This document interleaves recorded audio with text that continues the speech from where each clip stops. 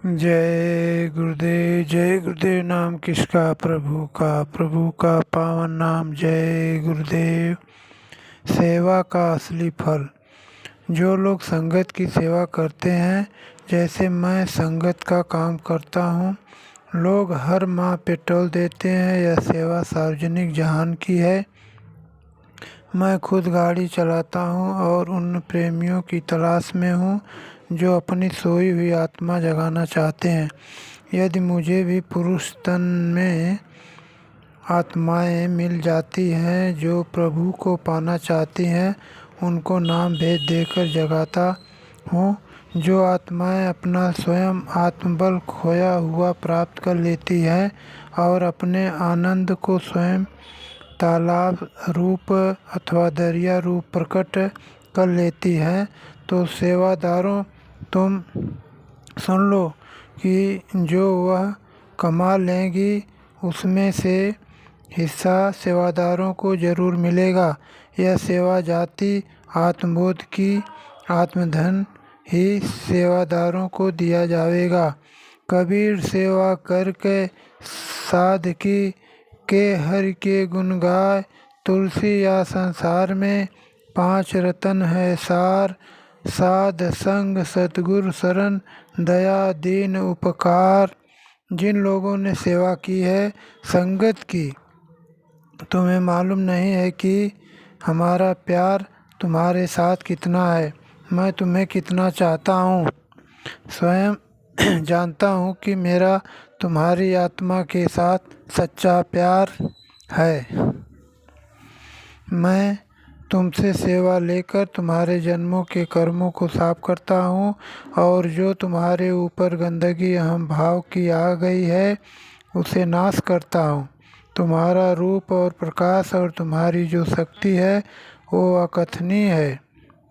पर जब गुरु के पास जाते हो तो गुरु तुम्हारी कमजोरी को देखकर वह गिजा देता है, जिसको तुम खाकर ताकतवर बन जाते हो और जहान को अपनी शक्ति से झुका देते हो।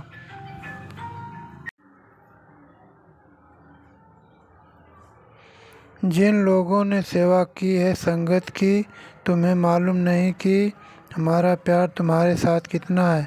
मैं तुम्हें कितना चाहता हूँ। मैं स्वयं जानता हूँ कि मेरा तुम्हारी आत्मा के साथ सच्चा प्यार है। मैं तुमसे सेवा लेकर तुम्हारे जन्मों के कर्मों को साफ करता हूँ, और जो तुम्हारे ऊपर गंदगी अहम भाव की आ गई है उसे नाश करता हूँ। तुम्हारा रूप और प्रकाश और तुम्हारी जो शक्ति है वो अकथनीय है। पर जब गुरु के पास जाते हो तो गुरु तुम्हारी कमजोरी को देखकर वह गिजा देता है, जिसको तुम खाकर ताकतवर बन जाते हो और जहान को अपनी शक्ति से झुका देते हो। जिस दिन मैं सत्संग किया था उस दिन मैं और एक आदमी था, उसको मैं प्रभु के नाम की कथा सुना रहा था।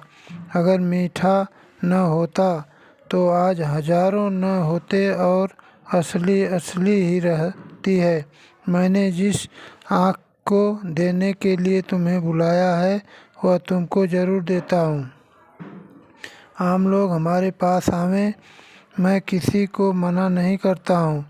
जो जिस मत के हैं वह आकर अंदर की दिव्य आँख खुलवा लें। मेरा खुला उपदेश जाति मनुष्य को है। तुम देर क्यों करते हो?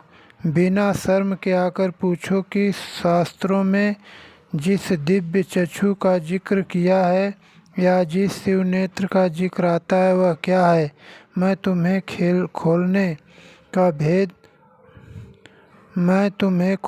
का पूरा भेद दूंगा। दिव्य आँख का प्रथम परिचय। मैंने प्रथम में एक लड़की को नाम भेज दिया और बैठाकर उसकी दिव्य आँख खोली थी, और उस लड़की ने जितने लोग हैं उन सबको देखा। आज भी वह लड़की मौजूद है, यह बात झूठ नहीं है। आओ मैं तुम्हें सच्चा परिचय दूं। तुम हमारे पास तक नहीं आते हो, नहीं तो मैं तुम्हें बिना रॉकेट के उन देशों की सैर कराऊं, पर आज के भौतिक युग में विद्यावान की कमी है। विद्या है ज़रूर, पर मिलते नहीं है। अब तो मैं हजारों की मिसाल दूं जिनकी दिव्य आँख खुली है और दिव्य लोकों का भ्रमण करते हैं, उन्हें गृहस्थ में रखूँगा, ध्यान रहे। शिष्य को ऐसा चाहिए, गुरु को सर्वस्व दे। गुरु को ऐसा चाहिए, शिष्य का कुछ ना ले। यह दो भाव की बातें मुरीद और मुर्शिद के लिए कही जाती है। इसमें जो रहस्य है, आपको चाहिए कि आप इस पर भी कुछ विचार करें, ताकि गुरु और शिष्य का भेद समझ में आ जावे। परमार्थ क्या है? सत्य परमार्थ यह है कि अहंकार व खुदी को दूर कर देना। यदि गुरु में किसी प्रकार का अहंकार आ गया तो पतित हो जाने का भय है, और यदि शिष्य में अहंकार आ गया तो गुरु से दूर हो जाएगा, और अथवा गुरु उसे दूर फेंक देगा। इस अहंकार को ख़त्म करने के लिए गुरु और शिष्य को सेवाव्रती बनना होगा। जो महापुरुष हैं वह सदा से अपने को सेवक समझ रहे हैं। गुरु को तो सत्पुरुष की तरफ से सेवा के लिए सेवक बनकर भेजा जाता है। जैसे माता सेवक बनकर अपने बच्चों की रक्षा करती है, इसी तरह गुरु अज्ञानी सुरतों की सेवा जीवन के अंतिम श्वास तक करते रहते हैं। संत सद्गुरु में बड़े होने का अभिमान आता ही नहीं है, क्योंकि समुद्र को क्या अभिमान।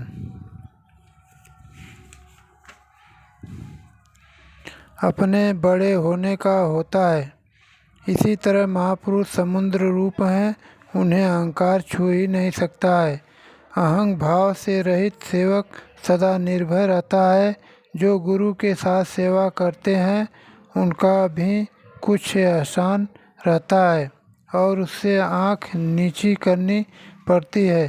समय पर गुरु को बदला चुकाना ही होगा, चाहे शरीर से, चाहे धन से, चाहे आत्म ताकत से।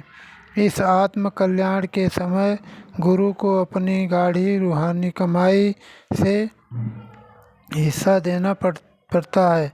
बिना ऐसा किए शिष्य का उद्धार हो ही नहीं सकता है, और बिना उद्धार किए अगर गुरु चलता बने यानी शरीर छोड़ दे तो उसे सेवक के कर्जे के लिए संसार में फिर जन्म लेना होगा, उसका मोक्ष नहीं होगा। हाँ, पूरा सद्गुरु है जो सतलोक अनामी में पहुँचा है, उसकी तो मोक्ष है ही। वह तो मोक्ष स्वरूप का दाता है, उसके मोक्ष का सवाल ही नहीं है। अनेकों जीव उसके प्यार में खींचे चले जाते हैं। ऐसे गुरु के संकल्प मात्र से भवपार हो जाते हैं। मैं तो यहाँ तक कहूँगा कि अनामी पद व सत देश में पहुँचा हुआ गुरु खुद आप मालिक हैं। उसके शरीर से स्पर्श मात्र से जीव की 84 छूट जाती है और जीव सर्वदा के लिए पिता की गोद में बैठ जाता है, पूरा सच्चे शाह का पुत्र बन जाता है, आनंद का स्वरूप हो जाता है। भारत आध्यात्मिक शक्तियों का देश है। यहाँ की शक्तियाँ विश्व को नचाया करती थीं। पाप बहुत बढ़ गया है, कुदरत नाराज है और उसके एक तमाचे में सबको अकल आ जाएगी। ऐसी भगदड़ मचेगी कि इधर के लोग उधर भागेंगे और उधर के लोग इधर भागेंगे। युग परिवर्तन होने जा रहा है। कलयुग में कलयुग जाएगा और कलयुग में सतयुग आएगा।